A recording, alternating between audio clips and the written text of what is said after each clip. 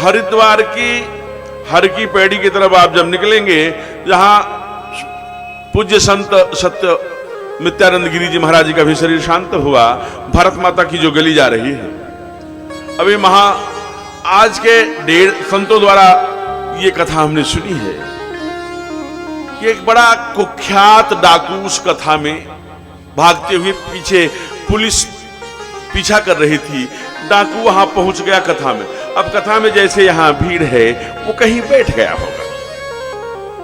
उस समय जैसे आज भगवान राघवेंद्र सरकार का जन्म का उत्सव मनाने के लिए हम लोग बैठे हैं, घड़ी तेजी से भाग रही है, 7 बजे आरती करानी है, 5 बजने वाला है, 2 घंटे में जिसमें 20 मिनट 25 मिनट संगीत टीम ले जाएगी, 1 घंटे 30 मिनट 40 मिनट में कितनी कथा होगी भगवान जाने।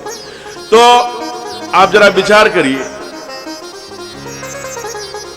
वह सुन रहा था कि भगवान कैसे सुंदर सुंदर ब्रज की गलियों में, जैसे उद्धव जी ने कहा ना, जब उद्धव जी ब्रज में गए तो बड़े तत्वज्ञानी थे और वो सगुण ईश्वर के उपासक नहीं थे, इसलिए वहां जब गए तो वहां के गोपियों की जब विरह वेदना सुनी तो एकदम आंखों में आंसू लेके भगवान से प्रार्थना करने लगे। आसा महो चरण रेणु जुसा महम श्याम, अवृंदावने किमपि गुल्मलतौषधीना।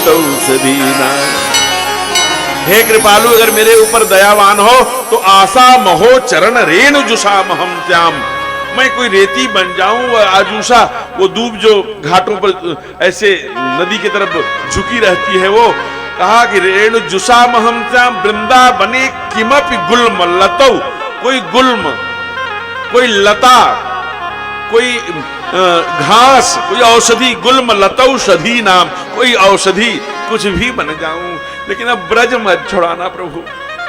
आंखों में आंसू लेकर गोपियों की तरह ही आंसू बहाने लगे।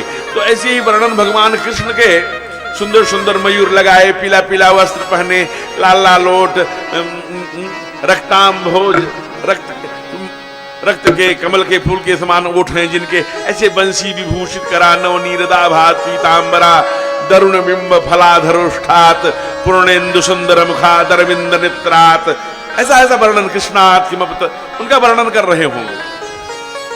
और बड़े आभूषण पहने हैं, यहाँ कटी प्रदेश में करधनी पहने हैं, यहाँ बाजूबंद।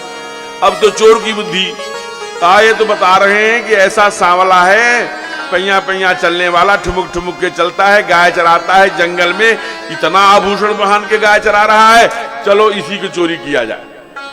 तो जब महाराज जी कथा करके, जैसे हम आदरणीय अभी द्विवेदी जी का परिचय हुआ, दोनों ही यहाँ सपत्नी विराजमान थे। गृहस्थ जीवन में, अब मैं व्यासपीठ से नहीं कहूंगा क्योंकि हमको फिर बाद में नाराज भी होते हैं, गृहस्थ जीवन में रहकर ऐसा संतत्व जीवन शीघ्रता से दर्शन नहीं मिलता। कभी आप जुड़िएगा, यहाँ देवर्षि नगर में रहते हैं, तो वैसे ही जैसे अपने जहां रहते होंगे महाराज जी कथावाचक जी, वहां गए तो वो डाकू पहुंच गया और पहुंचकर अंदर से दरवाजा बंद किया और लगा दिया। ए महाराज, कहा क्या हो गया भाई? मेरा नाम ये है, अमुक डाकू हूं मैं, मुझे उसका एड्रेस बताओ जिसके बारे में आप बता रहे थे कि ये करधन पहने, ये पहने, वो पहने, गाय चराता है, वो कहां मिलेगा? अभी तो महाराज जी डर गए, अरे क्या हो, तो वहां वृंदावन में मिलेगा कहीं? ठीक बात है, पक्का बता रहे हो, अगर नहीं मिला तो फिर आऊंगा, कहने नहीं वहीं मिलेगा, वहीं गाय चराता है, देख लेना। अब डाकू जी पहुंच गए वृंदावन, वहां देखा तो गैया तो चर रही थी बहुत, लेकिन कहीं चराने वाला नहीं दिख रहा था। अब क्या महीने 2 महीने का एकदम से गाय चराने के झुरमुटों को देख करके छिपा रहता था, जब आएगा तब। अब प्रभु को तो लग गया कि ये निर्मल मन जन सो महि भाव, ये तो निर्मल मन से मुझे खोज रहा है, इसलिए सद्य प्रकट हो गए। अब देखा कि गाय चरा रहे हैं, झपट करके आभूषण चुरा लिए, लेकिन ज्यों ही चुराने के लिए गया, प्रभु ने अपने टेढ़ी निगाह से देखा, ओहो, पागल हो गया रूप माधुरी में, और कहा कि आप कौन हैं? कहा, अरे भाई वही हैं जो आपने व्यास जी ने बताया। कहा लेकिन वो तो आपका कुछ भी वर्णन नहीं कर पाए थे, आप तो बड़े सुंदर हैं, आप तो बड़े। आंखों से उसके आंसू बहने लगा, उसका हृदय निर्मल हो गया, क्योंकि परमात्मा के सामीप्यता उनकी कृपा दृष्टि की छांव में था। कहा आप चिंता तो मत करना, अब मैं हूं, देखो ये मेरे पास बंदूक है, ये वो है, अब तुम निश्चिंत होकर गाय चराओ, तुम्हारा कोई बाल बांका नहीं करता। कहा ठीक बात है। कहा तुम चिंता मत करना, जरा एक आवश्यक काम के लिए जा रहा हूं। कहा कहां जा रहे हो? कहा उनको तो थैंक यू कर रहा हूं जिन्होंने आपका एड्रेस दिया, तब तक तुम यही गाय चराना, अब मैं हूं पास में, कोई डरना मत। कहा नहीं, अब आप हैं डाकू जी तो क्यों डरूंगा।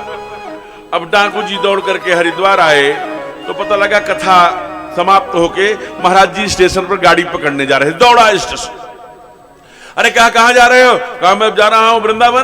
वृंदावन कहा चलो चलो मैं भी बैठता हूं। गाड़ी में बैठे जल्दी जल्दी। कहा क्यों भैया, क्यों हमको खोज रहे हो? अब हमने तो पता बता दिया। कहा पता तो तूने ठीक बताया था, लेकिन आपने ये नहीं बताया था कि इतने सुंदर हैं। आपने ठीक से देखा नहीं था क्या?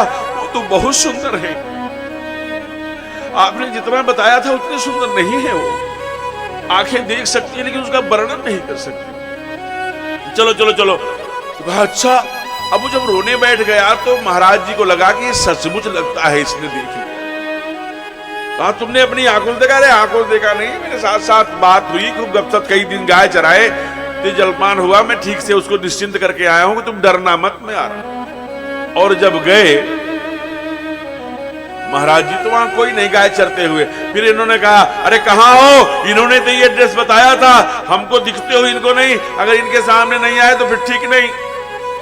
फिर प्रभु प्रकट हो गए, देख करके कथा व्यास जी एकदम से पागल हो गए। ये है भक्त, ध्यान रखना, ये कथा भक्तमाल में भी है, आप पढ़ सकते हैं, जो सुदामा कुटी वालों ने छापा है।